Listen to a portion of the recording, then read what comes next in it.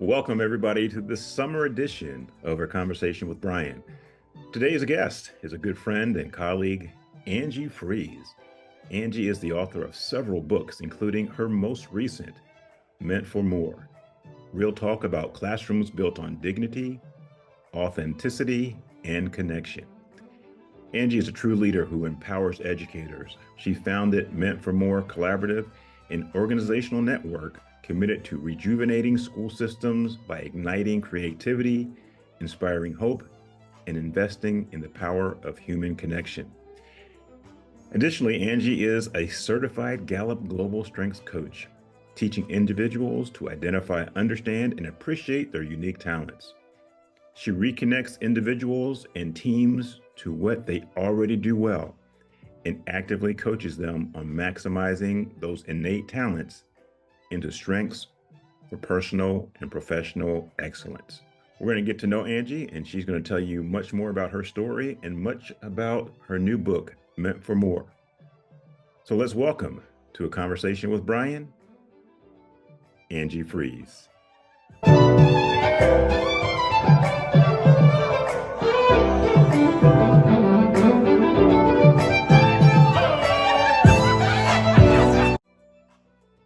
Wow, it is the Angie Freese. We haven't seen each other. It's been years, friend. Has way, way too long. Yeah, welcome to the show. I'm so glad we were able to get you on. Thank you. I'm excited to be here today and have a little conversation with you. Well, we're going to get right to it. So, at the beginning of each one of my shows, Angie, I ask my guests to tell a little bit about their personal story, their professional journey, as much as they'd like. And so, who is Angie Freese? Well, I that is certainly a loaded question, I'm sure, as many folks Everybody says that, right? indicate. I will start by saying that I am an educator that comes from a family of educators, but I did not intend to go into this profession. I had a unique opportunity in high school to work with my physics teacher who was third in line for the 86 Challenger mission, right? And thankfully he Wow. was still, able to provide service to us in high school. But he had these ties with NASA, and we designed an experiment, and we grew beans in space. I mean, we were in like Money Magazine when I was 16, it was great. And I thought, I want to be an astrophysicist. I want to work for NASA.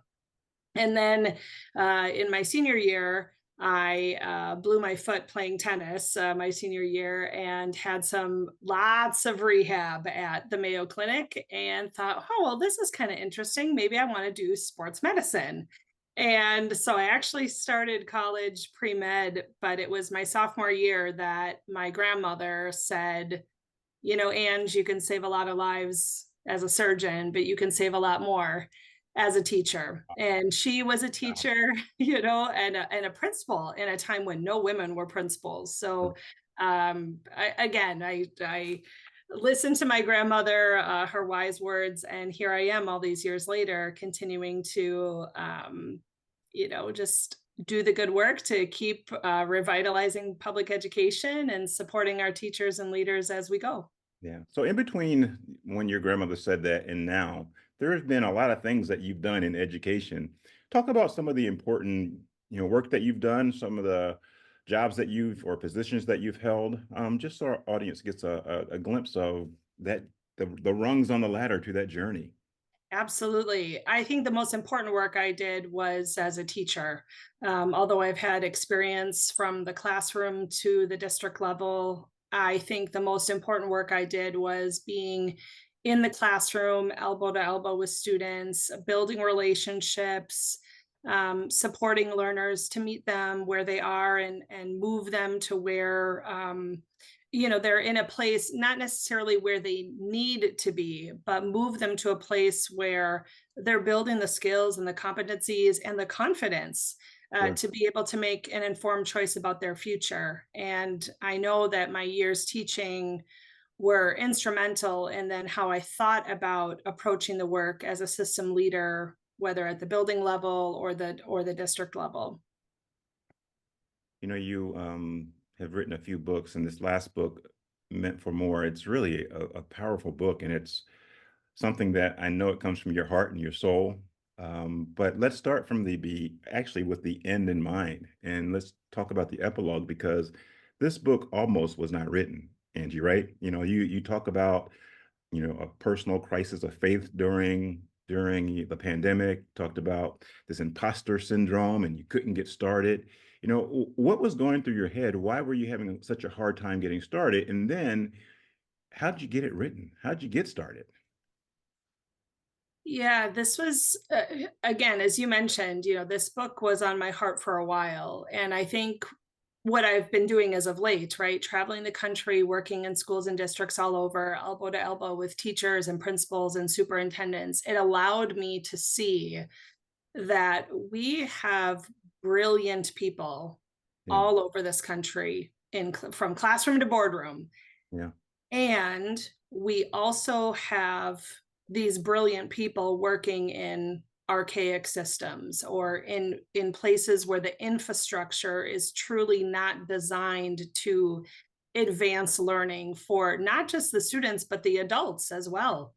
I was working in a district a few weeks ago, and it had been more than 5 years that the secondary staff in the room with me had access to content training, that's amazing. training to teach their own course Yeah, at new and more advanced levels. So, I think again we have amazing people within our system who are trying to do deep, meaningful, rich work, yeah, and yet the infrastructure in which they are currently trying to operate is not designed to allow for that innovation, that creativity, and most importantly, that learning journey for folks to really thrive. yeah. In my upcoming book, I talk about that. I talk about how we have people who are, like you say, amazing. They care deeply about kids. They are experts. They honor themselves and the work by just pouring themselves into the work. And it seems at times that we are swimming upstream because of the archaic, outdated systems and processes and thinking. It's constantly pushing at us, and it wears people down. And I think partly that's why I advocate that we have to work in teams and share our practices because individually you get flattened. Yes, and I think, you know in simplest terms, I'm on a journey to truly reclaim the dignity of our profession, Yeah, right? And elevate the people within while doing so. Um, the nuances and complexities of that are real. yeah, Um, I think, when you asked, the book almost didn't get written. I mean, I live in Minnesota. I live in the Twin Cities.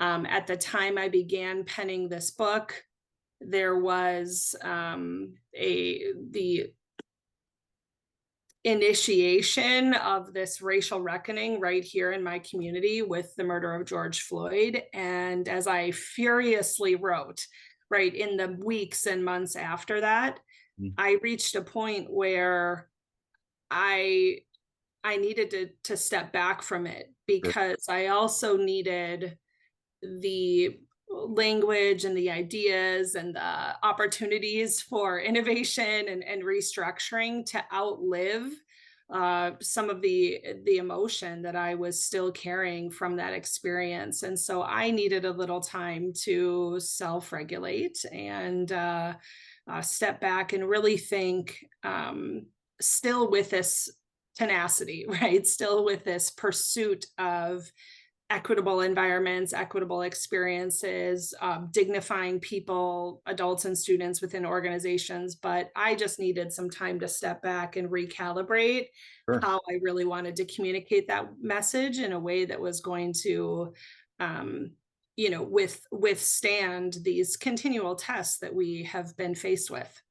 It's funny you say, or not funny, but interesting that you say that you had to step back and you started because of emotion, which is great. You have self-awareness to know that emotion alone won't hold the day, right, or carry the day. And so you had to step back and reflect and then gain some clarity, right, around what exactly you wanted to write, so it had meat to it. And emotion is good for, starting any type of initiative, but it's not going to, again, um, deeply help people understand what you're trying to get across if it's just, based on emotion. Right. I mean, and in fairness to the book, there are 34 pages at the end of the manuscript that are references. So there it was, Yeah. this just deep dive for me into the different attributes that I describe in terms of what I believe to be necessary for meant for more classrooms. Yeah. And with those 34 pages of research, though, I, on the flip side, I think about what Einstein said all those years ago, right? It's we won't solve our problems if we're only accessing the same thinking that created those problems in the first place. So, how do we continue this conversation, right? Was a balance of what we've known to be true and what have been these practices that continue to foster places of hope and connection for kids and adults, Sure. while we also dream about designing sustainable learning spaces where people notice what's working, they determine why it's working, and really think about how to leverage those same principles to be applied to whatever new situations or challenges we might be facing. And I think, the unique thing about the manuscript that I'm really proud of is that I naturally choose to discover what's inherently good in people, but then I had this wonderful opportunity to lift the voices of teachers and leaders all across this country to show the reader or even the listener today, there are so many examples of people who are uh, doing the work despite what the system might be throwing up as a barrier. Yeah. And so I think these points of inspiration and ignition almost, provide us with that motivation and momentum to keep moving forward. In my one of my new keynotes, I have one titled "You Don't Have to Ask for Permission, Educators." And I think what happens is we are so conditioned to follow the rules, and sometimes it even hurts us and it hurts kids because we're following rules that we know or following practices that we know don't work for all kids. And it demoralizes us because we're like, oh, but we're supposed to do this because our bosses told us to. And now I'm saying to the point, if we know it doesn't work for kids, but we know something else is more effective, you do not have to ask for permission, just do it. And that's where I am now. Just do it. And Yeah. and then, show that it's effective. And again, I'm not saying just do anything you want, but I'm just saying if you know something, it truly is not working, and this other thinking or practice or program or you know policy is going to be more effective, just do it. And just we have Yeah. to have the courage at this point in time in our history to just start saying, I'm not going to ask for permission anymore. And because if it were my own kid, I wouldn't ask for permission. That's your litmus test. Yeah, that's such a powerful point, Brian. I agree. I think folks, what is it? Ask forgiveness rather than permission. I mean, with grace and balance there. But Sure.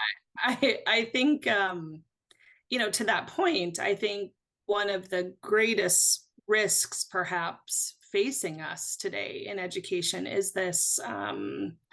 Pervasive manner in which we continue to just devalue the thinking and the human nature of the adults who are facilitating learning experiences in our classroom. I mean, it's really hard to continue to ask our folks to behave like professionals, and then they're not being treated in the same way. So I mean, let's just get right to it, right? This critical, like, redundant narrative that teachers in the classrooms don't know what's best for kids is, well, number one, it's ridiculous, but it's also hard to ignore. I mean, in truth, there are some folks, perhaps in any organization or in any profession, right, that might not be the right fit for the mission and the vision and the goals of that organization.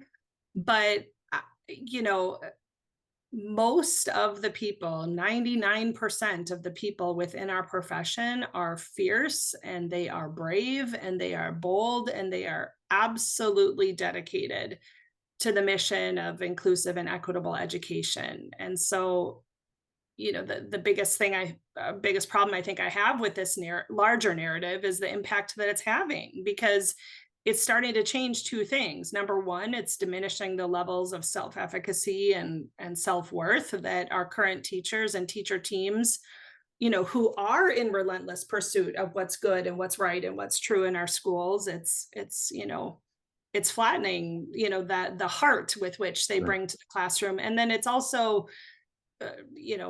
thwarting our efforts to actually recruit candidates into the profession in the first place, which perhaps is the most detrimental and startling risks that we face.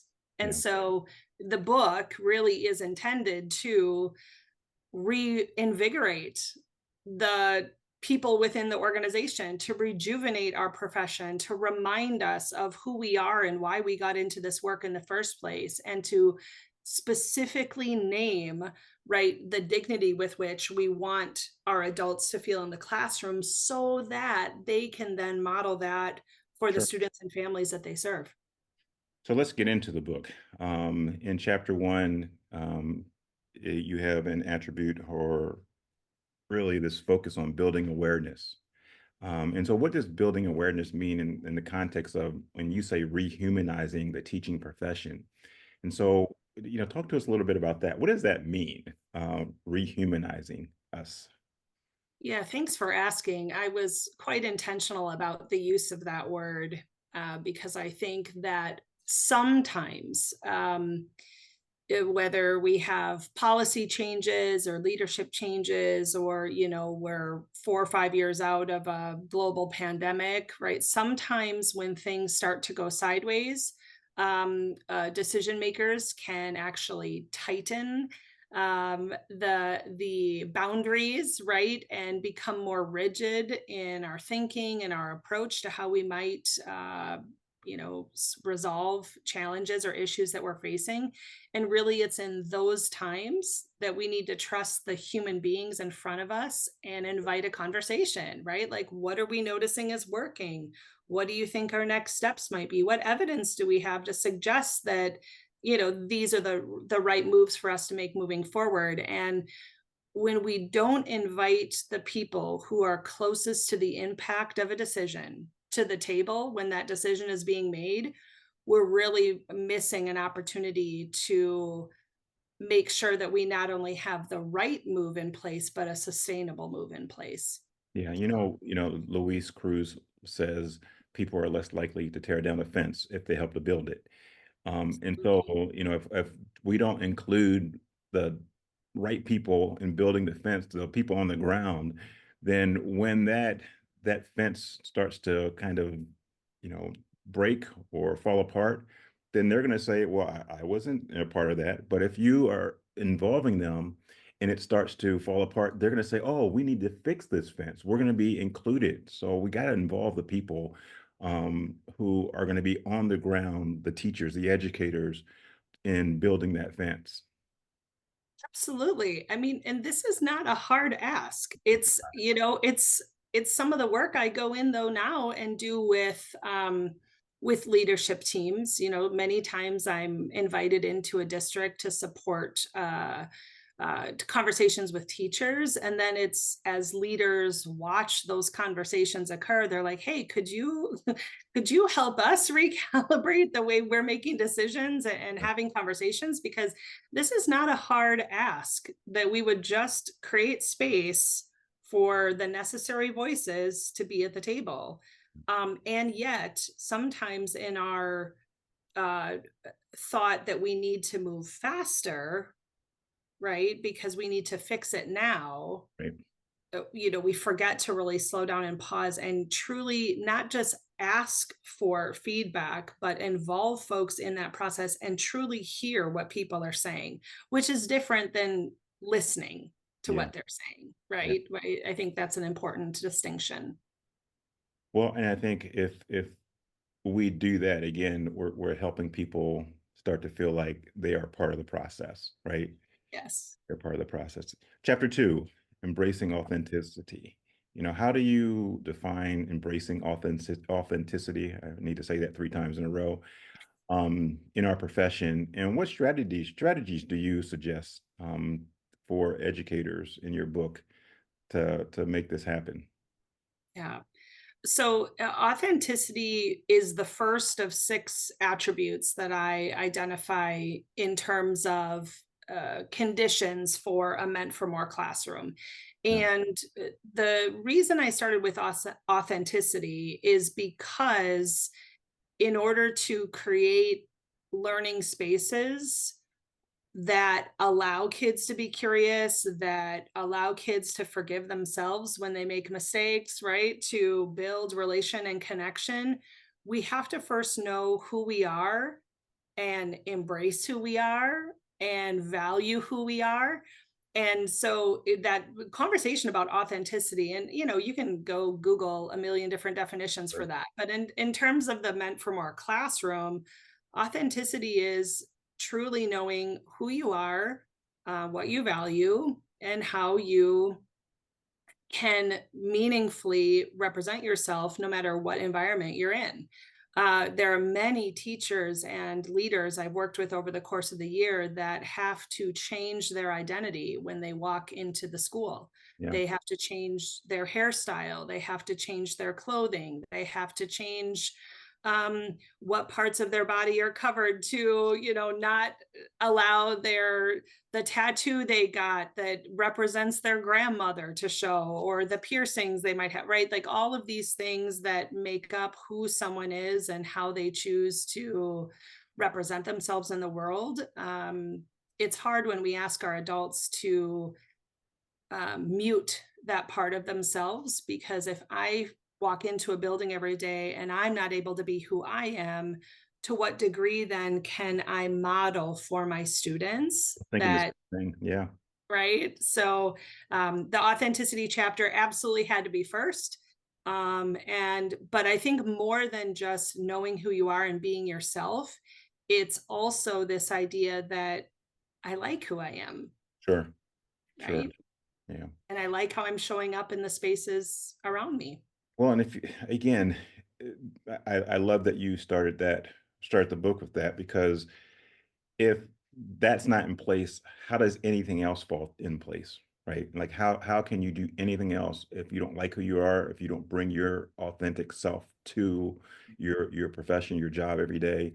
How can and kids can see through that. Mhm. So, Yes, they can. and so I think that's a beautiful thing that you started your book, with that, attribute. You go on to chapter 3 when you talk about connections, and connections has a wide range of meanings, but relationships, helping kids feel like, that the connections to them is actually, again, authentic, because when we have, I think, authentic connections, for children, what they perceive as authentic connections may not be what the adults intend it to be. So how do we make sure that when we are saying, we're trying to, kind of shape these connections with kids, and the kid is not connecting, and we're saying we're trying, it has to start with, it's got to be about the kid. Yes. Yes, it does. And it's hard for us to make it about the kid when we're still not comfortable with who we are, right? I mean, and this lesson actually was best learned for me as a parent, right? I'm blessed to be a mom. Yeah. Every day as a mother is a lesson in humility, and it's not about me, right? So, I think that when we can not only foster these connections and create spaces for us to get to know one another, not just these aren't just names on a roster, they're not just numbers of bodies that I have in seats, but really it's who are the human beings behind these names on the roster. And now in the book, we certainly address, we're not asking teachers to, divulge their deepest, darkest secrets. And perhaps there are folks who found themselves in situations of oversharing, perhaps with their Yeah. students. But really, it's about, what can I do as the adult to create this necessary space where you feel like you can connect to me, you Yeah. can connect to another peer, and most importantly, as we reveal in that chapter and in later chapters, that you can also connect to the work we're doing in the classroom, that it feels authentic and it feels relevant, and you find meaning in that work. So the fostering connection really goes beyond the surface level of let's build relationships and be in harmony. Yeah. It really is this idea of truly connecting with who people are, and from the kindergarten to high school. Um, I think that takes knowing who the kid is and knowing their lived experience. You can't just right. Uh-huh. assume again, and that's kid by kid, because you can't assume that all language learners have the same lived experience. You can't assume that all poor white kids, poor, black kids, poor brown kids, rich white kids, rich black. You cannot assume that. You Yeah. have to make sure that you know their lived experience and what they're bringing to the table into that classroom. That's how you're going to make some authentic connections, because they're going to say, and I've been in this situation where people assume because these kids look alike that they have the same lived experiences, and that's not true. Not necessarily Brian, true. yes, I know we only have a certain number of minutes to talk today, but friend, that is it. And I also think that when we create space for those stories to be shared, it's one of the strategies that I talk about in the chapter. We can not only ourselves learn about other students, but we create space for kids to learn about each other and for kids to develop a sense of grace and dignity and respect for each other's lived experiences. Yeah, And I think, again, it just creates this situation where rather than assuming or acknowledging or generalizing, right? We can actually say, no, I know you. yeah, yeah, I know who you are, and I'm not labeling you. I'm not labeling your experience. I'm not excusing that. But when it comes to the meant for more classroom, right? How are we creating this inclusivity that allows for every kid to have an authentic, meaningful connection to someone else at school, as well as to the work that we're trying to do together? yeah. Chapter 4, you talk about curiosity. Mm. And I think that's the genesis of all learning. You got to be curious to be able to be interested in learning what somebody is sharing with me, or I got to be curious to share what I want to learn. And so, talk a little bit about curiosity and why you put it in that space in the book. Sure, absolutely, and you can start to see as these attributes unfold, the Yeah, intentionality with why they come in yeah, in the order that they do, but I think that it's difficult for students to feel safe asking questions or even creating these spaces of inquiry and discovery in classrooms without the authenticity and connection components first. yeah, So in the manuscript, when we talk about this idea of cultivating curiosity, it really is two parts. Number one, it's creating spaces where the instructional infrastructure is not so rigid that it minimizes the opportunity for kids to actually further explore what they might be interested in, right? And sometimes we feel that. I mean, let's be honest, we are given a curriculum or a pacing guide, and we're told that we need to deliver this instruction in this window of time. In fact, I'm someone who also supports people with developing that, right? We only have this much time. So, how are we maximizing the time that we have in front of students? right, But it can never be so tight as to thwart students' natural curiosity. I yeah, mean, we all know the research about, the number of questions that are asked in a kindergarten room versus the number of questions asked in a fifth grade room versus eighth grade room versus a senior room, right? And so when we ask kids any questions, like that's the wrong question to be asking. It's more, what questions did you have at this time? Or what else would we need to learn more about to respond to this scenario? Or turn and tell a neighbor or a group real quick, what are some things that you think we should keep asking to better understand this concept or this idea? And just creating space to actually teach kids how to be curious Yeah. is something that perhaps we also need to consider in our classroom environments as well. Yeah. There's a study, and I cite it in my upcoming book by George Land. Have you heard of him? He's from Mhm, um, NASA. They mhm. talked about they commissioned this study to ask him to find geniuses, and he started off with 5-year-olds, and he said 98% were genius. And by the Absolutely. time they got to adults, it was only 2%. And it's like, what happened in between? And what happened in between was the school. The school actually squelched our curiosity, our kids' genius. Mhm, And so that questioning or the way or your chapter is a beautiful chapter because I think it will help our kids and help our educators truly understand how we can continue to foster their genius, their curiosity. mhm. I agree. My daughter had a science teacher in seventh grade, and I actually write about him in this chapter in the manuscript, but about these moments where, he talked about as a teacher that he's never been burnt out in his 15 years as an educator.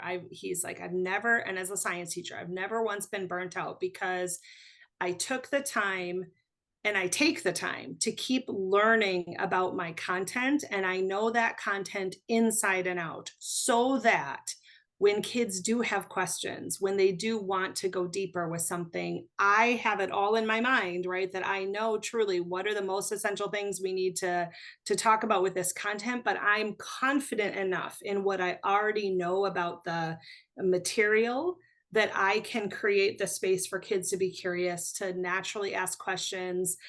He's got a whole different way he uses post-it notes and groupthink and inquiry, like all these different exercises. But kids applaud when he comes in the classroom, like they're so excited for his class. And Yeah, these are 13-year-olds, right? 80% of what they're thinking about might not be academic, right? But when they come into Brian's classroom, they know that this is a place where not I don't have to love science. I don't even have to be great at it. But gosh, I really feel safe here because my teacher has created the necessary space for me to be able to ask questions, to take risks, to explore new ideas, and not to be diminished by my peers sure. in doing so. And I guess the question for me or the thing I would do or I would say if I was the administrator in Brian's school is, Brian, are you sharing? Because it should not be an educational lottery. It shouldn't be that Kennedy was lucky enough to get into your classroom and somebody else got into another person's classroom who may not have the same philosophy or the same mindset. And now we have two different experiences for kids, and it shouldn't happen that way. And so, again, I love when we highlight individual teachers, but those individual teachers should be sharing their expertise. Absolutely, right? And that's the isn't that the beauty of our jobs, Brian? The parent hat and the practitioner hat simultaneously functioning, right? So, but the good news is that there is a environment where, at minimum, the ready and willing are able to try some new things, right? And he as a teacher has learned to make it safe for his colleagues Yeah, to ask questions and to try new things and to go observe other teachers and co-teach with them and to help them implement some of the same strategies that he's found to be so successful. that's awesome. That's awesome. This has been great. I know we have a couple more chapters, but I'm gonna Oh, I'm gonna do this because we have empowering voice, nurturing resilience, and giving grace. Those are your final three chapters. Pick one of those chapters where and again, we're not going to go through all three. I'm actually giving a little bit of a tease to our audience, so they're going to have to go buy the book to find out about the rest of the chapter. Actually, can we talk about giving grace? How do you define giving grace in an educational environment? Yeah, good. I'm glad you picked that one because that's the one I wanted to talk about too. I think, I think that's really important in our time. yep, just as authenticity was intentionally placed at the beginning of the attributes, giving grace was intentionally the last chapter, because it's really an opportunity for folks to, as they truly consider how they will walk out and approach this work in their classrooms or schools or districts, Yeah, is really thinking about how I, number one, show gratitude for the opportunities that I've been given to have such a meaningful, like profound impact on the future generations of this country. yeah, And second, that I have gone through a process of intentionally um, forgiving myself when I make mistakes, um, being clear that I'm human, I'm prone to error. It means I'm going to say things the wrong way. It sure. means I'm going to respond to a student question or behavior in a way that I wish I could take back. It means I'm going to forget something, right? I'm going to miss a deadline. Yeah, My principal's going to come in and observe me, and I have done it 100%, 99 other times, but the one time my principal comes in, I yeah, blow it, right?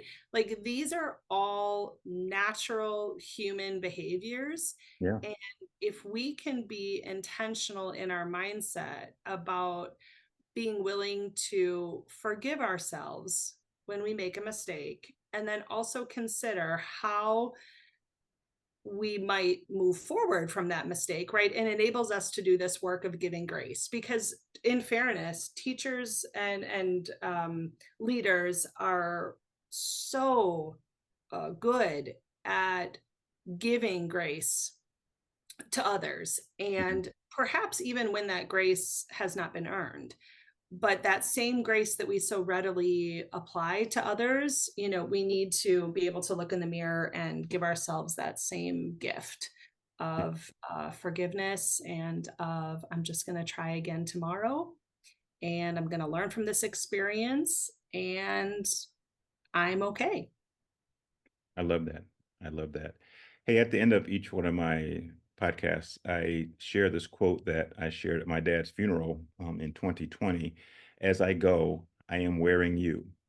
And what it is an old African proverb, and it really just talks about or just suggests that anything that you do or any person does, and they're successful, whatever way you want to define success, it's not because of that person. It's because all the people who have poured into them. They're wearing a lot of people. I'm wearing thousands of people who have poured into me.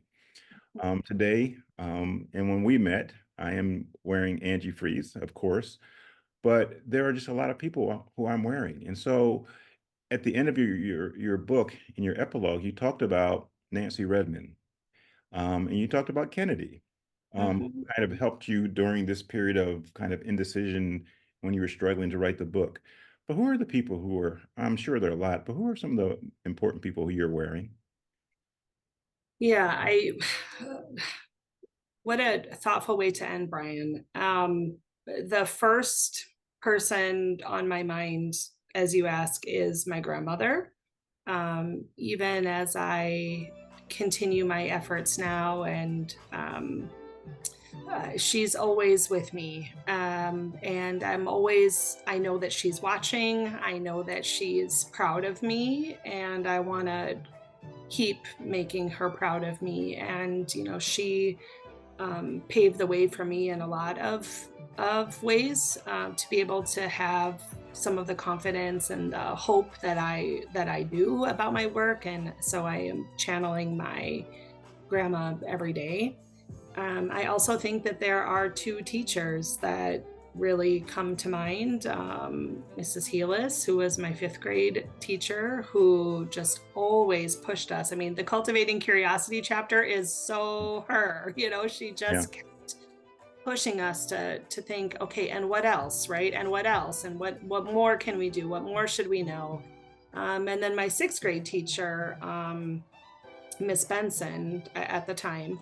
And interestingly enough, with Miss Benson, I sent her a copy of my book, and she received it on this very same day that she submitted her letter of retirement. And so Oh, I mean, it was just full my goodness. circle. I'm Wow. tearing up kind of thinking about it, Sure. but she sent me this beautiful message, and just how full circle that moment was to be able to receive uh, this book on the same day Sure, that that she, made her feel like, gosh, yeah, you know, I'm sure throughout her career, she's helped thousands, but I think, validation and just having those little God winks that say, "Oh, I did matter."